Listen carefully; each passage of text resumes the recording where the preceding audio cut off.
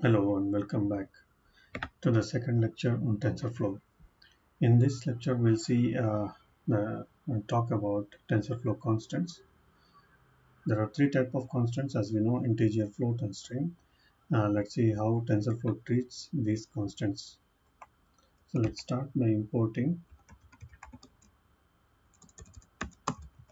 TensorFlow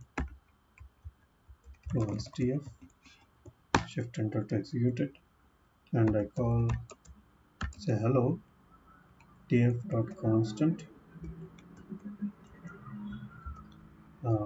Say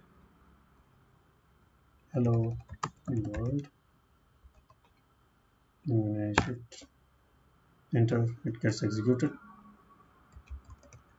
When we attempt to print say hello, we don't see hello world, whereas we see TensorFlow type of this object hello. It says it is third constant as viewed by TensorFlow, and shape can be ignored for now. Data type is string. So this is a string data type. Similarly, we can do it for integer and float as well. Let's say we call as I is equal to tf dot say constant, and we have say 1000 or any number of your choice, and we try to print say I. Shift enter. We see it has automatically detected it as int, and the bookkeeping constant bookkeeping mechanism of TF counts it as fourth constant. Similarly, for floating point number, we have TF dot constant, and let's say we have some number called 90.34 or some number of floating point. Shift enter, and then print f.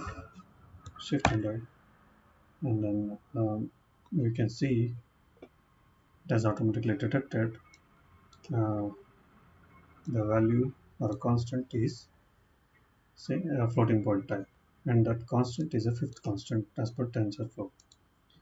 Now, how do we run this? In order to print the initialized values, we use a method called tf.session,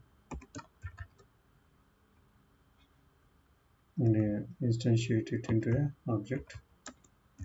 Says shift enter. Now this object says has a method called run that will execute the TensorFlow objects. So we print the hello world. Similarly for int and float as well. And now the float.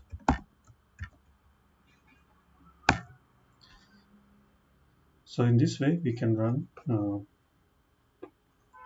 initialize the constants using tf.const. The constant can be of integer, string, or floating point, and then we can run these using run method from tf session. So any questions, please do leave it, and if you like this video, hit the like button and don't forget to subscribe. Thanks for watching. See you in the next lecture. Until then, bye bye.